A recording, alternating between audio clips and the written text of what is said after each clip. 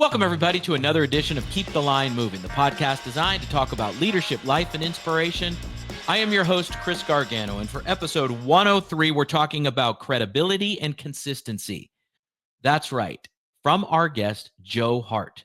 For those of you that live in northern Nevada and the Reno, Tahoe area, you know that name well. He is the main news anchor on KRNV News 4 in Reno. He's been in the news business since 1988, fresh out of the University of California. Joe Hart got his first job at KFTY in Santa Rosa, California. That's where we met. My first job was there as well. I did sports, he did news. I've seen his career. He started in Santa Rosa, went to Kennewick, Washington. Then he went to Reno, to Las Vegas, then back to Reno. He has seen it all. He is a credible source of news and an advocate for the people in the Truckee Meadows. What a wonderful conversation with an old friend and somebody I'm still very close to that I knew would bring value to the podcast. Hope you enjoy this conversation. I know I did, with my friend, Joe Hart. All right, so I've promised you over the years, everybody, that I would bring you quality guests. The person today, there is no better.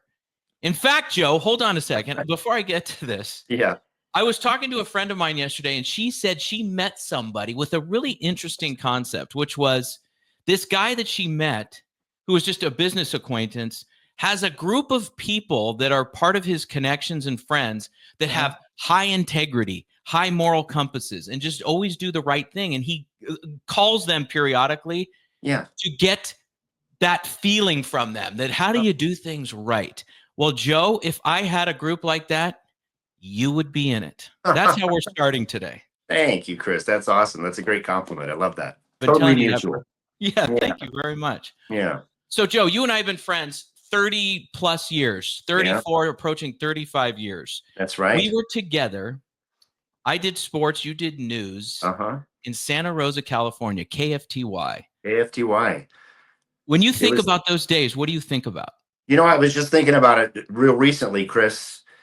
It was just such a perfect place to start and to learn the business, in a great place to live, but great people. You know, Bob Dene, just all our friends that we made, you know, that I'm still connected with, a lot of these people, Lisa Breckenridge and others. But it was just a perfect place to start and to learn. I think it just set me on my path.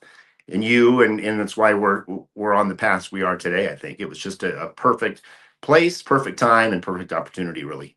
That's so well put, Joe. And then you and I talk about this, and I talk about it with a lot of guests and friends. It's all about the people. It is all about the people. And you alluded to a couple of folks there, you know, that we are coworkers. And then as you build, you know, your legacy, right? And everybody has a legacy.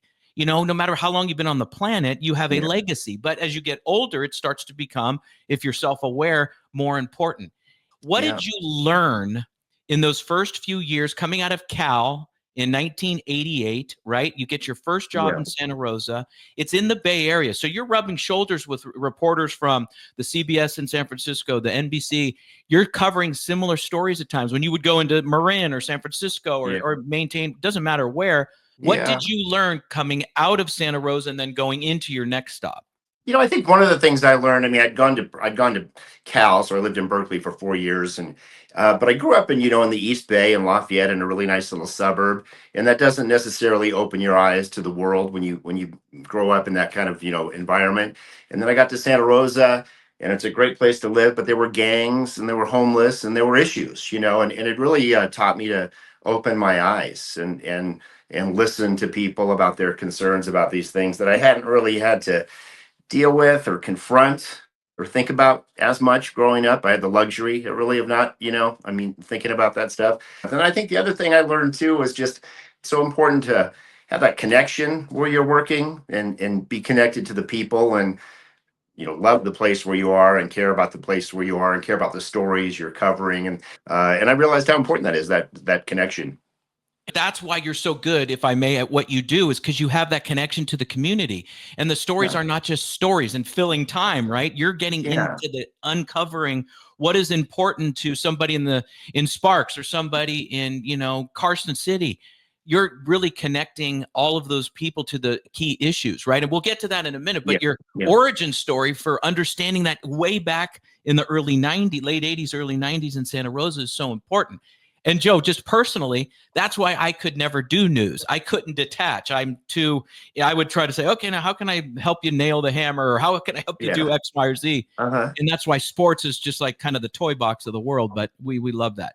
So, as you got to your next stop in Kennewick, Washington, the NBC Yeah. there, you started to put things together, right? Because now you're in a new community learning for the first time outside of the greater Bay Area. How Yeah. did you adjust initially?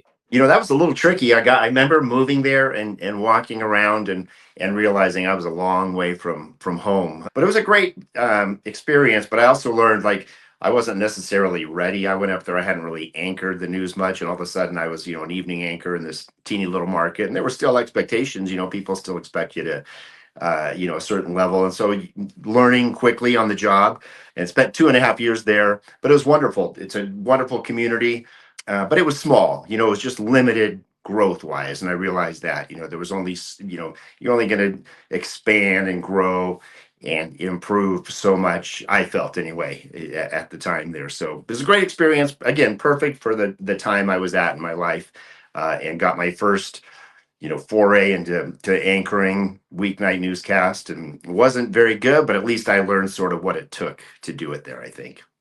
And exactly, you were good, by the way. And the reps, right, Joe? It's the Yeah. reps. It's just like Yeah. anything else we do, going on the desk every night and reading the stories and hustling from a story at 4 o'clock and having to be on the desk at 5 o'clock to deliver the news. You're proving yourself. You're gaining Yeah. confidence day in and day out. So then you get the call to Reno. And then you go to Reno, and everybody listening now that watches you every night on KRNV, your first stop wasn't Channel 4, it was Channel 8. That's right. Where my bunch of good friends, including you, great friend, worked there. So I had connections, and it just made sense. And then having great people we worked with, Tom Butler, Larry Mahowski, you and others. And we made great friends, obviously, at that spot. But Reno was awesome. It was great. It was a great group then. It was a great staff. And it was really wonderful. Absolutely. And so you get another call to Yeah, go to KLAS in Las Vegas. That that's was right. Now you're in fast pace. I don't want to say maybe pressure, but a little more pressure, on the performance, and just a different environment. I mean, Vegas, even back then, is just a lot of attention, a lot of people, a lot going on.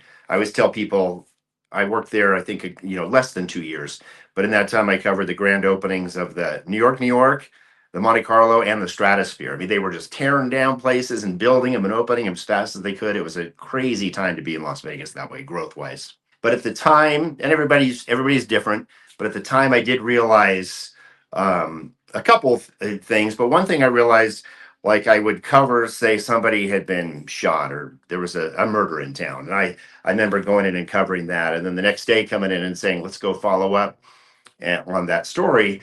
And the newsroom was already on to the next story. And I mean, they weren't interested. And I remember thinking to myself, that's not really the kind of place I want to work in necessarily. Like, I want to be in a place where it still matters the next day who that person was or who the family was, and you want to follow up. Like, I don't want these things to be so commonplace, so every day that we're just tossing them by the wayside the next day. And it was just the environment. Vegas was just growing so fast at the time, and it was a breaking news, spot news, hard news environment, which was great to learn in. But I did realize, it kind of clicked with me that wasn't really what I was geared toward necessarily.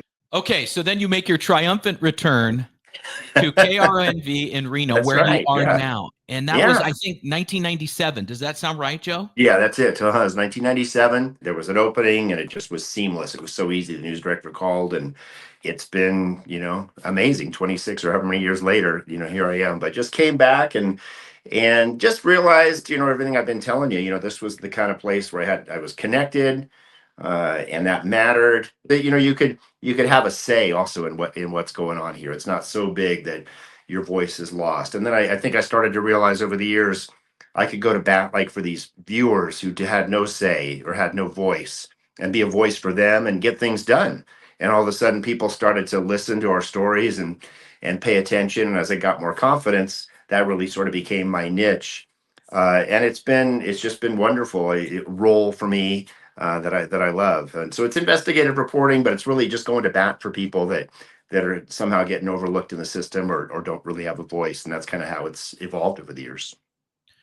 I will say this. The way that people respond to what you just said, because I obviously follow you, a Uh-huh. close friend, dear friend of mine, like a family member, for goodness sakes, you are. Uh-huh. And I watch the way they engage and the appreciative nature of the Ask Joe series, right? Like how you're Yeah. getting out to the community and giving people a voice, which is so important. How do Yeah. you do that, Joe? Do you obviously you're in news, for goodness sakes, you're in a newsroom, you have Mhm. producers, scanning what's going on, the wires and things of that nature. But how much is it generated from the citizens, right? And issues that you address? Yeah, I think Chris, it just builds this inertia or this momentum from doing the stories. And I mean, all it is really is you got to care. You got to care when somebody sends an email or calls up to the newsroom. And there have been times, trust me, where somebody says, "Oh, so and so's at the front door, at the station," and kind of being a bother or whatever. And maybe I'll go talk to the guy and it turns out to be, a legitimate story. It's happened. And so, but you do those kind of stories and then people see that you're doing those stories and they see that you're an advocate or you're going to bat for people. And then if they have an issue, and I'm not saying everybody's issue is a news story, certainly not, but they'll turn to you and it just feeds on itself. It builds on itself. And so it gets to the point where, you're weeding through just trying to pick out, which stories and which people you can help. But it just, we had a consultant come in one time and talk to us, and we just sort of got back to this old school approach of just, going to bat for people. And then what you're doing is you're asking maybe the tough questions, holding people accountable to get answers if something's not being handled right. And the beauty of it is when you shine the spotlight on it with the power that we have of a local TV station, it's amazing how things get done and how change comes about if it needs to, when you shine the spotlight where it needs to be, so that's kind of what it's turned into. And I love it. I enjoy it. I love going to bat for people, and I love when somebody emails me and I can tell there's a good story here that we need to dig into, and all they need is somebody to recognize that and to be on their side. And so it's great. It's worked out to be a great niche for me, and I think it's great for Reno. And I think even people in power here recognize the service that we do, and so it's great. My parents, every time they go to Reno or Tahoe, they always tell me, "Hey, we're watching Joe. We're watching Oh, this." that's great. That's great. They're amongst others. Hold on, Joe, but Yeah, the thing you just said right there that is the key to your success, aside from your immense talent, is caring. You yeah, said you care about these people and their issues. You cannot fake that. You arrived to KRNV in 1997. We're in 2024, on the cusp of 2025. yeah. That's a long time, Joe. And that's the sincerity that you bring out in your broadcasts, how you treat your co-anchors, how you toss to the sports and weather folks. And all of it matters when they tune in every night. And there's been some legendary broadcasters in Reno: Tad Dunbar, Ed Pierce. Notice how I mentioned my former station, but there's been Yes, others, Bill Brown, another one. Bill Brown, yes, of Yeah, course, and all the other great ones at the other yeah, affiliates. What I'm saying is you can't teach that. So yeah. when you mentor and teach young producers, editors, anchors, does the topic of care and really diving into the overall well-being of the community come into those conversations over the years, Joe? It does. I kind of think, just thinking off the top of my head, Chris, I think it comes a little bit with age and maturity and perspective. When you're just starting out, maybe you're worried about other things, how you look on camera, what stories you're covering, this and that. And then I think as you grow, and get attached to a community and get connected, and your priorities obviously change. And I just think you realize maybe the value of it maybe a little bit later down the line sometimes. And like I said, for me, it's something that evolved very naturally.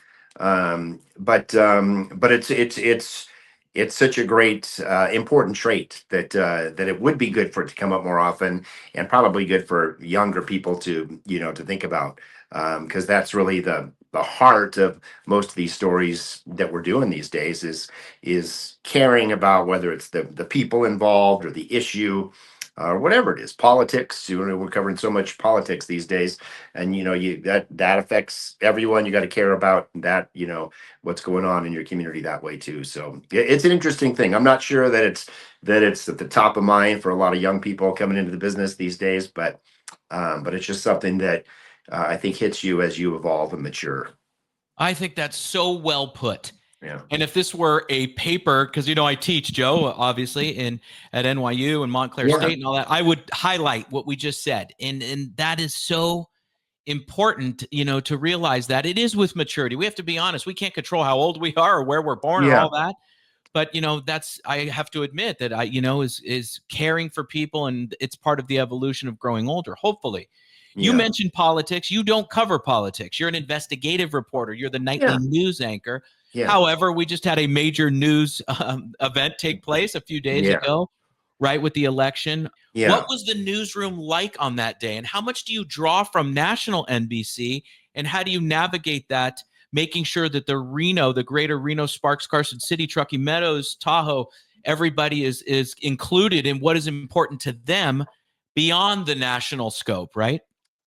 Yeah, I mean, on election day, I mean, first of all, it's always a bit chaotic. It's always unpredictable. It's always interesting. You just know that going into it on election night, and that's the nature of it. And that's what's great and exciting about it. And we had our local coverage, and then we had network NBC coverage throughout the night, and we did our cut-ins, and then we have a Fox station too now. So we did a newscast on Fox that night as well, and then the late news at 11. So we just nationals keeping everybody up to date, and it's tense because everybody's so passionate about everything. So you just have to be careful, make sure you have everything right, make sure you're accurate and on your game. And it's an important night to be at your best, not just individually, but for the newsroom. And I think we did a good job Tuesday night. I think people here were happy with how everything went. All right, Joe. So, in your position, you are the established news anchor walking down the streets of Reno, or you're in Sparks, or you're at the grocery store or the gym. Someone invariably will come up to you and have an opinion on a hot news story, the presidential election, or something Uh-oh. with the Truckee Yeah. River, or a building going up, or a casino closing. Yeah. They will be passionate about how they bring that question to you. Mhm. How do you normally react to that? Because if you meet them with that intensity, you're going to get a crowd around because you're recognizable, you're a public figure. How do you deal Oh with yeah. situations like that? Usually it's always positive, and Reno's small, it's familiar, so I think when people see you, it's more just, oh, it's Joe from the news. It's not like a big starstruck thing, but I always try to be receptive, and I think I've invited it. I do this segment where I want viewer questions, and you want that input. And so, yeah, I always welcome it, and people, if people have ideas or concerns, that's where you get a lot of good stories. And I just think it's not fair to say, okay, I'm going to be on the air, I'm going to be on the news and take questions, but then when I see people, I'm not going to talk to you, or not going to entertain those issues or questions. So I try to be open, and I listen, and I just think it's sort of a 24-hour deal for me. I'm on the air, and I'm the same person as when I go to the grocery store, and I think people appreciate that they can. There's that accessibility. That's what I've sort of built this career that I have now on, Chris, is just being open, accessible, caring, and willing to go to bat for people. When you and I'm going to be personal here, when you and I were in our 20s, Yeah. you were like you are right now. And that's the terminology that you can use, is like an old soul, right? You had the sensibilities and the maturity and the logic and the even keel that is perfect for the vocation that you are in, which is a news person, right? An Yeah. anchor representing the people. I, on the other hand, was an emotional, immature, all over the place I feel sorry for individual. those interns that worked for you back then. Yes, I was all over the place. I really was. Which is the And best thing about you in so many ways, that passion and excitement. Well, thank you very much. And I've Yeah. outgrown some of that, but you still see traces, Joe. We have telephone calls all the time. But my point is that what you always were and are as a friend is probably very consistent with what you are as a trusted news source, which is that calm, even keel, seeing things from both sides. How Yeah. many conversations have you and I had over the years about, personal things that we're trying to work through? And I'd say, Joe, what do you think? And you'd present this side, you present that side. That is Yeah. such an advantage to people that know you as a friend, as a colleague, and as a trusted news source. And again, I will ask you, is that innate, Joe, or is that something that just has come? Well, it must have come when you were 14 because you had it at 23. But Yeah. how do you attribute that? Is that your upbringing? What do you think that is? Yeah, that's a good question. I just think, but I am level-headed. I am uh, fairly easygoing, I think, for the most part. I don't think I overreact to situations. That's just my nature. Everybody's different. And there's probably times when I should react, more, but that is just my nature. I think it's DNA. I think it's how we're raised and born. But I do think in my business for what I do, what we do, I always view it as like a marathon. And the consistency that you talked about, and the fairness, and hopefully over a long haul that really is a benefit and an attribute, rather than trying to win some battle every day or just shine on a certain day. For me, it's the body of work over a long period of time, and the more consistent that is, I think that's where you get people to appreciate what you bring to the table, I think so. Where's the news business going, Joe? Locally, Oh my gosh. nationally, and then just a broad question, like what is news nowadays? In some ways, I'll give you my opinion, just Yeah. because I was in that industry for a while now, or Yeah. then, which is, I think there's a lot of great journalism going on because we're quicker, we have more resources to write faster and to Yeah. get things published. But I want to stop there. I mean, just because it's quicker and you can get news out faster to the public with the 24-hour news cycle, and for goodness sakes, it's 12 hours nowadays. What is Yeah. your opinion on where news is and where it will go? I mean, it's so hard to answer where it will go, but I will say that people have been asking that for years now, and we're still here, and I'm proud of it. I work for Sinclair, which owns KRNV and Fox 11 in Reno, and I think they've done a great job of being ahead of the curve and anticipating the changes. They use the example of a Blockbuster, the old movie rental business. Like, we don't want to become Blockbuster, so you're just staying with the trends. They're finding every new platform to put our news stories on. And so I think what's changing, sometimes I say what's changing is where you're getting the news, because all these platforms are coming up, podcasts as well.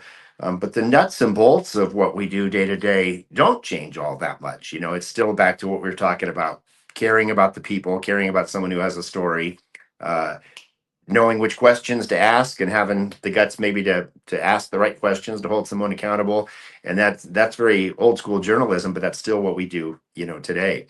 I think the platforms are changing more than how we do the business day to day.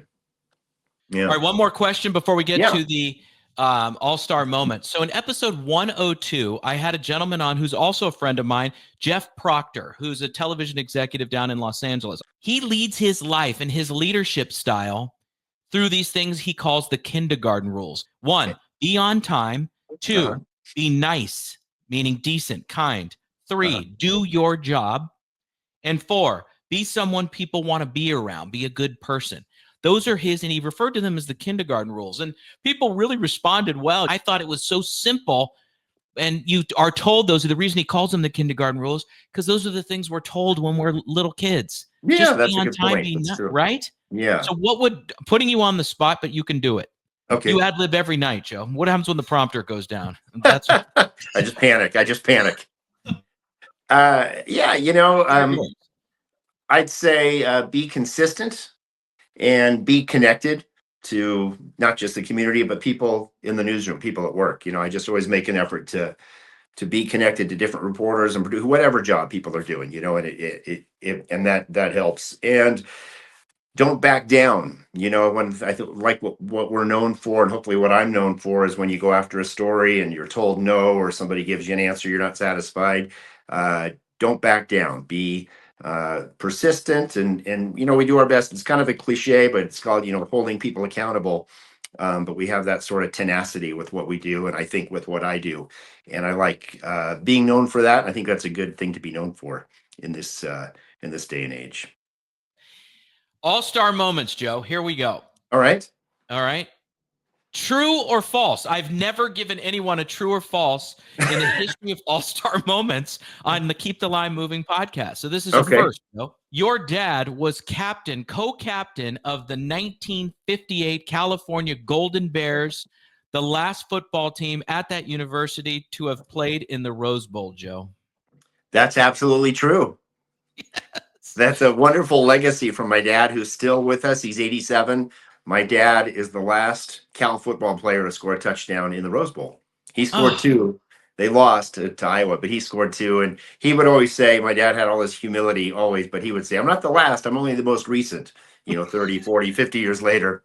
Oh, I love that. Yeah. Okay, so I'm going to go on the true or false again, Joe. True or false? Your dad coached the California Golden Bears with Mike White, who went on to coach, head coach of the Raiders and assistant coach at the Rams, and had several coaching stops in college and such, and the legendary Hall of Famer, Bill Walsh. True or false, Joe? Absolutely true. And Marv Levy was the head coach at the time, who went on to coach the Bills in all the Super Bowls. But it was a great group, and they were all friends for life. The Walshes came to an anniversary party my parents had in the Bay Area, and the Whites are still friends, and my mom still talks to Bill's wife, Jerry Walsh. So they just forged wonderful friendships back then. And nobody, at the time when they were coaches, there wasn't any money in it. They were in it for just because they loved it and the passion.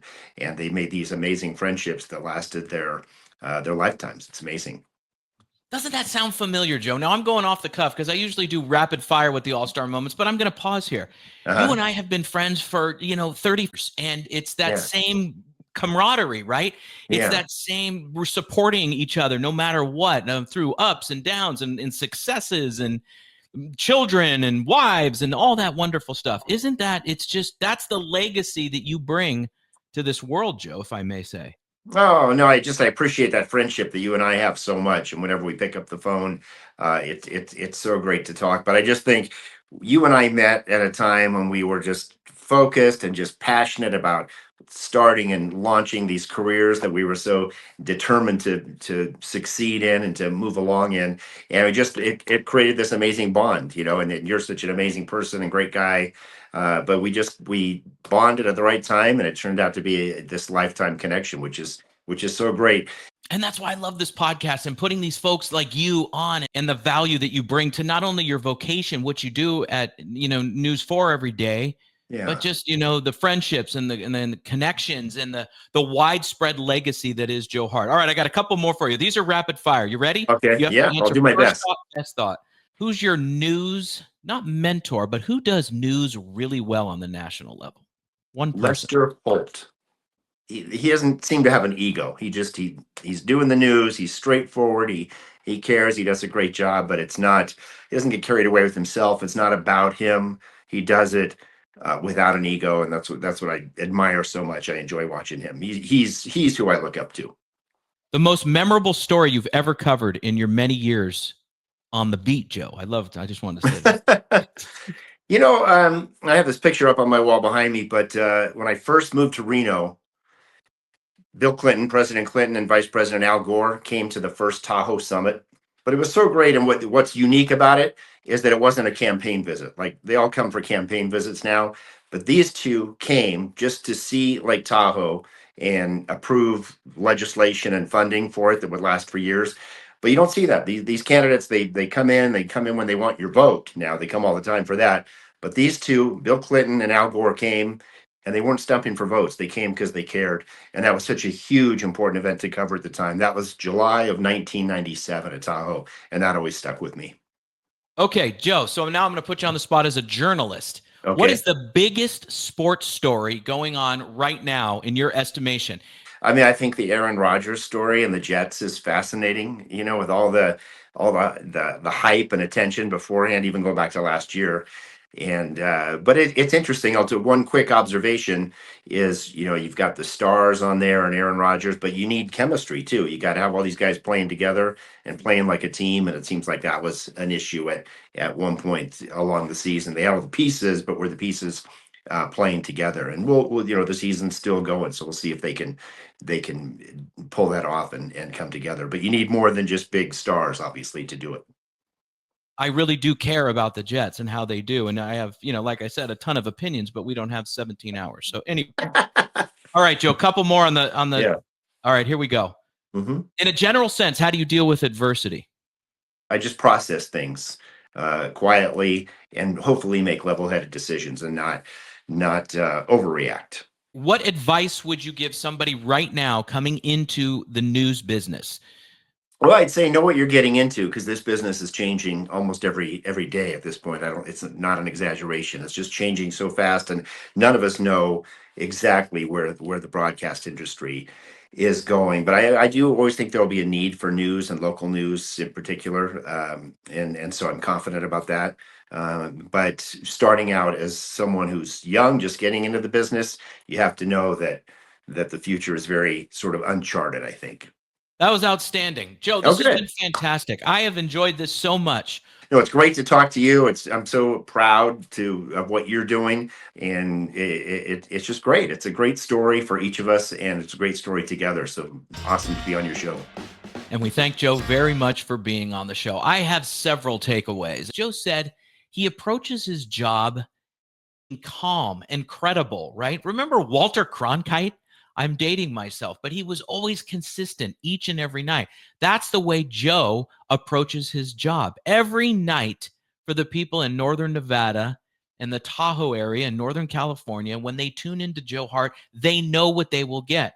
And that goes to my takeaway, which is he's an advocate for the people, right? He wants to know what the issues are so he can calmly address those issues with the folks on either side and present a balanced story, and constantly engaging with those folks on social media to partake in the Ask Joe forum, right? He's taking those stories seriously and covering them in depth. My final takeaway, the person that he looks to in the news media on the national level was not surprising. Lester Holt, that Lester Holt makes it about the story and not about himself, right? A consistent theme on the podcast with all of our guests, whether they're in the public eye or not, right? Having a healthy relationship with your ego. And Joe articulated that beautifully about Lester Holt, but that's also about Joe Hart. I hope you enjoyed this conversation. It was wonderful to catch up with my buddy and share this with you. Take care, everybody. We'll see you next time on Keep the Moving. Every week, you hear guests on this podcast talk about some of their biggest leadership challenges.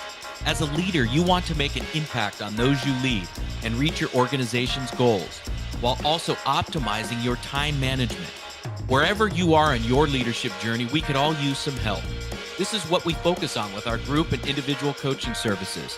To book a call or get more information, email me directly at chrisg@garganoleadership.com or visit our website at garganoleadership.com. For our podcast and video producer, Jack Radutsky, and our marketing coordinator, Savin Narwal, have a great week, everybody.